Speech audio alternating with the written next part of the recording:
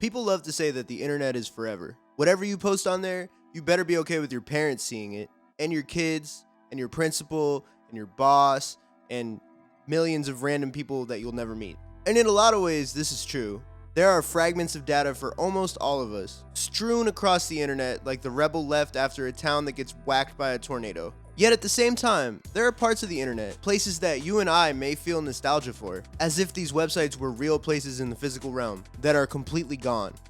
Gone girl, gone girl. They vanished. I noticed this recently when I went to download some mixtapes that I used to love back in the early 2010s, and I couldn't find them in their original incarnation. HADJI's Beach House, the first one, it took me like an hour to find an actual link. There is a separate conversation to be had about the fact that the internet's function as a library is starting to sputter, and as a result, we're losing important parts of our history. Maybe one day I'll make that video. What this video is about, however, is something that we're probably better off without. Plenty of social media platforms have come and gone since the internet's invention. MySpace is the classic mid-2000s site, but before that, there was Friendster, and before iMessage, everybody was chatting on AIM, or AOL Instant Messenger. Some people said AIM growing up. That used to always be a weird thing. I said AIM. Or the MSN Messenger. Before TikTok, there was Vine with its 6-second videos. People talk a lot about these platforms, and they speak on their nostalgia for them, especially MySpace and Vine. I feel like every year, I see that MySpace is gonna relaunch, or someone makes an app that kind of looks like MySpace. But there's one site I haven't heard people talk about in a while. Remember Formspring? Formspring was an anonymous question and answer platform. It was founded by HADJI Olono, who ran another company called Formstack. Formstack is a workplace productivity platform that basically lets you add things like forms or signatures to your website. It was founded in 2006, and the creator quickly realized that the most popular use for it was doing question and answer kind of stuff on your website. So to build off of that, in November 2009,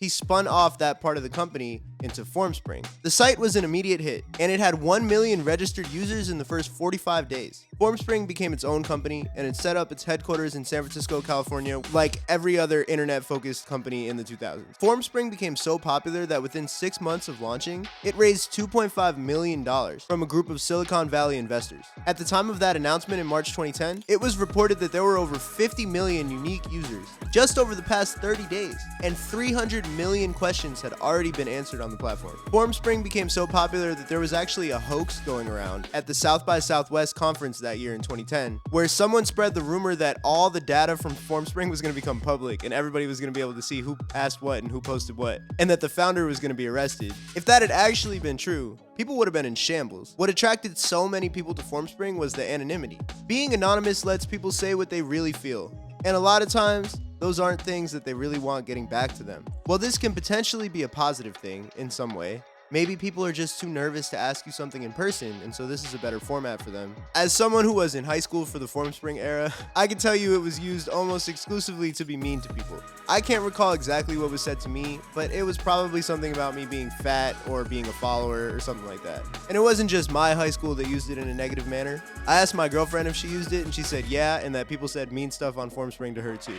Neither of us were alone in that experience. In February 2010, within 3 months of the website launching, there is a digital footprint showing us that people were already wary of the website's potential for negativity. The UC Tangerine, the student newspaper for Utica College, asked students about Formspring, and one junior named Lisa gave a very telling response. This can turn very ugly and can also ruin someone's reputation. Hate mail, emotional confessions, affection, insurgent questions, funny questions, all come with Formspring.me. Also, it is not like other social networks where you can make your page private or block certain people from viewing your personal information. Your account is open to everyone who comes across the link and clicks it. Lisa's response was unfortunately foreshadowing of a dark turn in the legacy of Formspring. In February, the same month as that article, a fight broke out between 7 girls at Central Dauphin High School in the Harrisburg, Pennsylvania area. The police reported that 100 students piled in to watch the fight. Why were they fighting? Because of some things that were said on Formspring. It was a wild enough scene that some people referred to it as a riot. As far as I can tell, this was the first time that Formspring was directly linked to a negative incident in the public. But it wouldn't be the last. In March 2010, just 1 month later,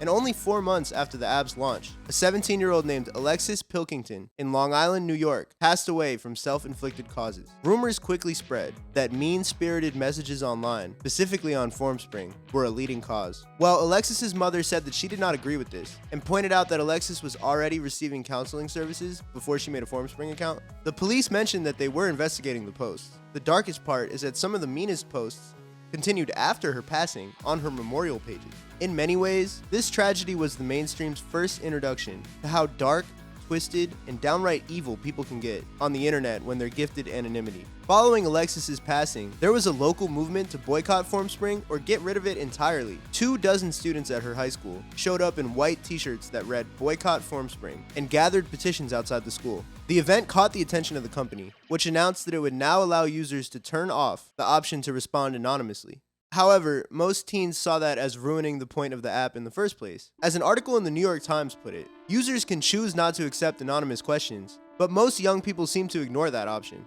And some Formspring users say, it is precisely the negative comments that interest them. Nice stuff is not why you get it, said Ariane Barry Stern, a freshman at Fiorello H. LaGuardia High School in New York.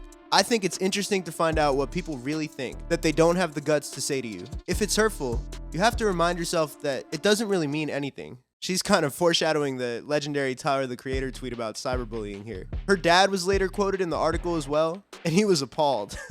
This was not just an American phenomenon. Formspring was linked to teen self-deletion stories across the world. In England, a 15-year-old girl named Natasha McBride met the same fate a year later in February 2011 after receiving mean messages on Formspring. Her parents directly mentioned a Formspring message she received as a cause for her passing. In a wild twist, an unrelated 25-year-old man named Sean Duffy was arrested for posting vile messages on her memorial page. This was clearly a trend for internet losers in the early 2010s. However, this guy is not suspected to be the same person who sent the Formspring message, as he didn't know Natasha, and was also commenting weird things on a few other memorial pages of kids he didn't know. Weird. Formspring did attempt to rehabilitate their image. In March 2011, Formspring participated in a White House conference on bullying prevention, along with MTV, Facebook, SurveyMonkey for some reason, and many others. At the conference, Formspring announced that they were working with the MIT Media Lab to develop new approaches in detecting cyberbullying and to design interfaces that would prevent or mitigate it when it does occur.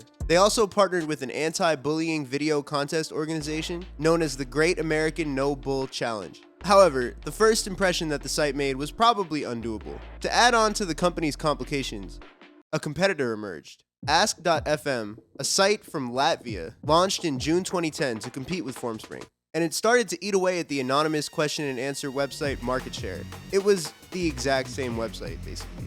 And just like Formspring, Ask.fm was associated with at least one case of teenage self-deletion, and in a crazier twist, they were also implicated as an ISIS recruitment tool by BBC News in 2014. However, unlike Formspring, the site persevered through its bad press and was sold to a holding company in 2014. That company sold it again in 2016, but Ask still exists in some format today. Formspring, on the other hand, ran into financial trouble in 2013, and they announced in that March that they were going to shut down by the end of April. However, by the end of March, they had another announcement that a last-minute deal had actually snuck in to buy them and save them from shutting down. And by May, they announced that they were purchased by a company that called itself Spring.me, which then took the product down and put it into a beta and relaunched in November 2013. This was pretty short-lived, however, as by 2015, the Spring.me site was made to redirect to a site called Two with two O's, which was some sort of early dating site. Users could message other users directly and send photos and stuff. Before doing research for this video, I had never heard of this site, but from looking at it, it's definitely giving kind of like a find locals in your area pop-up spam vibes. People were pretty mad that their Spring account was automatically converted into being a Two account, but at this point, the relevancy of the question and answer site was dying anyway. As of today in 2023, Two itself has folded into another dating app called POF, or Plenty of Fish. So what happened to all the Formspring accounts? Well, to the vast majority of the internet, they're completely gone. When the company merged with Two, it appears that the entire archive was reset and deleted. Some people have independently archived really popular accounts from celebrities like Tyler the Creator, who was a very heavy Formspring user back in the day. I personally remember, as a really big fan of Tyler back when I was in high school, I would get updates on his earlier albums like Wolf and Goblin when he would just respond to people on Formspring. One of his stans archived the entire account, and if you're a Tyler fan, you can go check it out. It's pretty crazy to look at it. There are some really funny, like, ice-cold takes in there, like this one where this guy says Bastard was the height of Tyler's rap career. I definitely don't want to get lottery numbers from that dude. There was also a concerted effort to archive the Formspring site by the people of archive.org, which is a website that, like the name would imply, dedicates themselves to archiving things on the internet. In 2013, they downloaded the entire site And it's available for download in these really complex formats that are like beyond my understanding of how to like unzip and look at. It's also 55 terabytes in total, and my computer can barely handle exporting one Premiere file, so I think I'm gonna have to pass. But if you wanna go try to find your Formspring, have fun. To be honest, I think if mine was even still up, I don't know if I would want to see it. I don't even like looking at pictures of myself from high school. If I had to read the cringe that was probably on my Formspring, it would send me into a deep state of depression.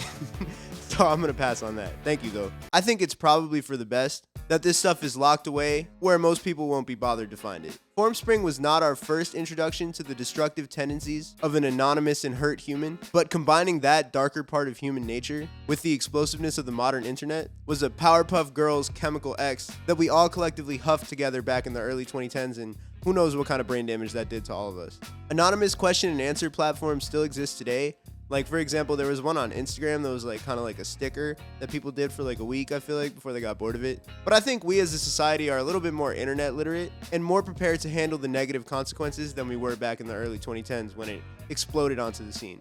At the same time, people being mean on the internet as a phenomenon has definitely not stopped. It's probably only gotten like way worse. But there is something to be said about the specificity of a personal and mean anonymous message and what that does to you. It can sting more than 100 vague hate comments from blank profiles of people that you'll never meet. We as a society are nostalgic for the early to mid 2000s right now, which means in about 3 to 5 years, the late 2000s and the early 2010s will start to become in vogue again. It'll be like the way the Y2K era is treated right now, when everyone is wearing American apparel, making indie sleaze. Some people are already doing that, but making indie sleaze that goes like #1 on the Billboard charts, and wearing the skinniest jeans possible. I personally hope that we as a society can leave Formspring back in 2010 where it belongs.